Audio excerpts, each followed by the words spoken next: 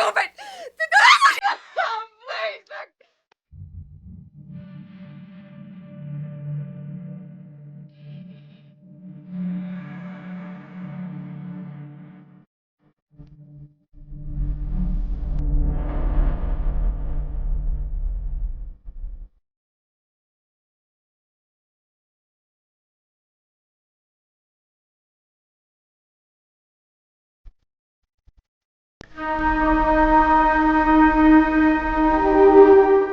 প্রায় 15 দিন অতিক্রান্ত। রাজ্য সরকারের তদন্তে আরজিকর কাণ্ডে একজন মাত্র ধৃত। এরপর উচ্চ আদালতের নির্দেশে তদন্তভার বর্তেছে সিবিআই এর হাতে। চলছে তদন্ত। অপরাধীদের মোটিভ এখনো অস্পষ্ট। নির্যাতিতার অভিভাবকেরা হতাশ। পুলিশের প্রাথমিক তদন্তে উঠে এসেছিল ধৃত সঞ্জয় রায় তরুণী চিকিৎসককে মৃত্যুর পর ধর্ষণ করেছে। সংবাদটির সূত্র 12ই আগস্ট রবিবারের এই সময় পত্রিকার ফার্স্ট লিড। প্রতিবেদক লেখেন শিরোনামে, খুনের পর চলে ধর্ষণ, পুলিশি রিপোর্টেও নাকি তেমনই ইঙ্গিত। মৃতদেহের সঙ্গে যৌনতা এক ধরনের মানসিক বিকৃতি। রিপোর্টে এও বলা হয়েছে ধৃত অভিযুক্ত প্রচুর পরিমাণে মদ্যপান করেছিল সেদিন রাতে।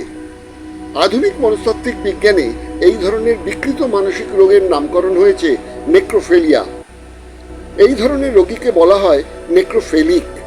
যদিও আইনত পলিগ্রাফিক টেস্ট আদালতে স্বীকৃত নয়, তবু এই ধরনের টেস্টে যেহেতু অভিযুক্তের দেহে রাসায়নিক প্রয়োগ করে অর্থ অসচেতন করা হয়, তাই আদালতের অনুমতি প্রয়োজন। সেই অনুমতি মিলেছে। যদিও ধৃতের কাছ থেকে কোনো লুকিয়ে যাওয়া তথ্য অভিযুক্তের অর্ধ সচেতন অবস্থায় বেরিয়ে আসে, তাহলে অনেক রহস্যের জট খুলে গিয়ে তদন্তের সহায়ক হতে পারে। আগামী দিনে যদি প্রমাণ হয় ধৃত ব্যক্তি নেক্রোফিলিক রোগী, তবে কি শাস্তির বিধান আছে ভারতীয় ন্যায় সংহিতায়? না, তেমন কোনো শাস্তির বিধান নেই। একটি অস্বাভাবিক ঘটনা হিসেবে বিবেচিত হবে। পরিস্থিতির বিচার করে প্রামাণ্য তথ্যের ভিত্তিতে আদালত শাস্তির বিধান দেবে। এখনো পর্যন্ত শাস্তির বিধান 2 বছর থেকে 10 বছরের কারাদণ্ড, সঙ্গে আর্থিক জরিমানা। অবশ্য যদি প্রমাণিত হয় অভিযুক্ত ধৃত ব্যক্তি খুনি, সেক্ষেত্রে যাবজ্জীবন কারাদণ্ড হতে পারে। মহামান্য আদালত চরম থেকে চরমতম ঘটনা নির্ধারণ করে কি শাস্তি দেবেন সেটা আমাদের বিচার্য বিষয় নয়। আমরা আলোচনা করব নেক্রোফেলিয়া নিয়ে। নেক্রোফিলিয়া শব্দের উৎস ল্যাটিন ও গ্রিক শব্দ থেকে। নেক্রো শব্দের অর্থ মৃত্যু, ফেলিয়া শব্দের অর্থ আকর্ষণ, অর্থাৎ মৃতদেহের প্রতি আকর্ষণ, অবশ্যই কামজ আকর্ষণ।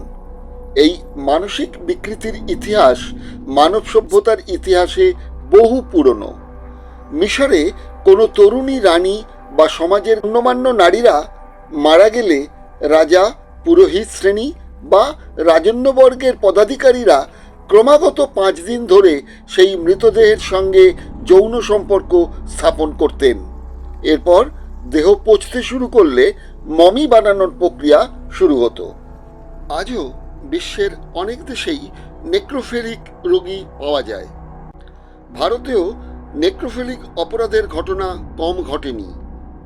উত্তরপ্রদেশের এক ধনী ব্যবসায়ী মনিন্দর সিং পান্ডে ও তার পরিচালক সুরিন্দর কোহলির সিবিআই দোষী সাব্যস্ত করে আদালতে হাজির করলেও শেষ পর্যন্ত কোনো প্রামাণ্য তথ্য হাজির করতে না পারায় এলাহাবাদ হাইকোর্ট 2 অভিযুক্তকেই প্রথমে খালাস করে দেয়।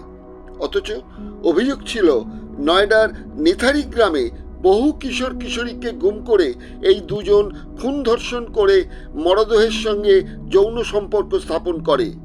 এমনকি নিহত শিশুগুলির মাংস রান্না করে খাওয়া হতো। কিন্তু আইনি দুর্বলতায় মৃত্যুদণ্ডপ্রাপ্ত হয়েও দুজনেই বেকসুর খালাস হয়ে যায়। ঘটনাটি ঘটেছিল 2005-6 সালে। শেষ পর্যন্ত অবশ্য ব্যবসায়ী মনিন্দর সিং ছাড়া পেলেও সিরিয়াল কিলার হিসেবে 2014 সালের 12 সেপ্টেম্বর বিরলতম বিরল ঘটনা হিসেবে আদালতের রায়ে মূল আসামি পরিচালক সুরিন্দর কোহলির ফাঁসি হয়। এই মুহূর্তে মনে করা যেতে পারে 1990-এর 5ই মার্চের ঘটনা। কলকাতায় সম্পন্ন ঘরের স্কুল পড়ুয়া হেতাল পারেখ বাড়িতেই খুন হন। তদন্তে জানা যায় দেহে ছিল 22টি ক্ষতের চিহ্ন।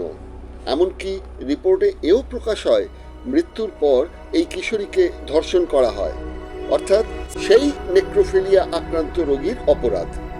শেষ পর্যন্ত ফাঁসির দাবি ওঠে। জনগণের সঙ্গে তদানীন্তন মুখ্যমন্ত্রী সদ্যপ্রয়াত বুদ্ধদেব ভট্টাচার্য ফাঁসির দাবি তোলেন। ধর্মতলার প্রতিবাদ মঞ্চে মুখ্যমন্ত্রী জায়া মীরা ভট্টাচার্যও ফাঁসির দাবি তোলেন। ইতিমধ্যে পারিপার্শ্বিক সাক্ষ্য প্রমাণের ভিত্তিতে গ্রেপ্তার হয় হেতাল পারেখের অ্যাপার্টমেন্টের বেসরকারি রক্ষী ধনঞ্জয় চট্টোপাধ্যায়। দীর্ঘ 14 বছর শুনানির পর বিচারকের আদেশে ধনঞ্জয়ের ফাঁসি হয় 2004 সালের 14ই আগস্ট ভোররাতে। কিন্তু পরবর্তী সময়ে বিতর্ক দানা বাঁধে, সত্যি কি ধনঞ্জয় খুনি ছিল? সত্যি কি ধনঞ্জয় কিশোরীর মৃতদেহের সঙ্গে যৌন সম্পর্ক স্থাপন করেছিল? যাই হোক, সেসব অন্য প্রসঙ্গ। কিন্তু নেক্রোফিলিয়া যে মনস্তত্ত্বে একটি বিকৃত কাম এবং এটি আইনের চোখে অপরাধ, সেটা কিন্তু সত্যি।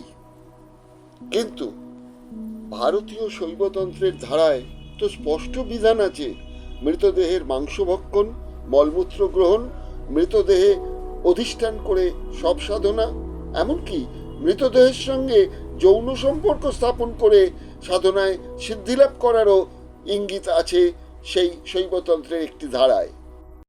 রামকৃষ্ণ কি ভৈরবী ব্রাহ্মণীর নির্দেশে মৃতদেহের মাংস খেয়েছিলেন? তরুণীর কোলে বসে আত্মসংযমের পরিচয় দিয়েছিলেন? কি সেই তন্ত্রধারা? তারা কারা? কোথায় তারা সাধনা করেন? এসব জানতে আগামী পর্বে চোখ রাখুন দিগদর্শন ইউটিউব চ্যানেলে। দ্বিতীয় পর্ব প্রকাশিত হবে 3রা সেপ্টেম্বর মঙ্গলবার রাত 10টায়।